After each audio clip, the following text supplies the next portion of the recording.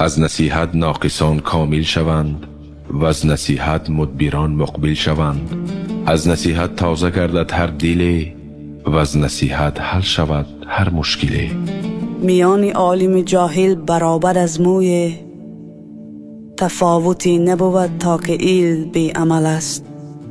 ادب خواهی زی حد بیرون منی پای، زی هر جانب که خواهی در میان آی.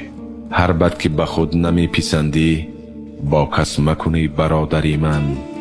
گر مادری خیش دوست داری دشنام مده به مادری من. کسی را گو در این گیتی خیردمند که دل بر نقطه دارد گوش بر پند.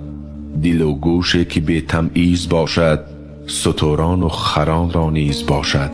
علم خود را مکن جدا ز عمل که بود کار ساز علم و عمل.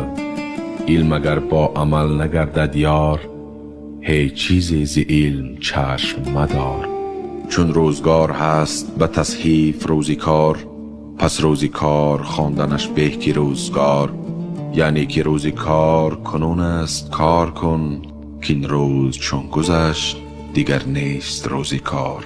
نصیحت گوش کن جانا که از جان دوست تر دارند جوانانی سعادتمند پندی پیری دانا را.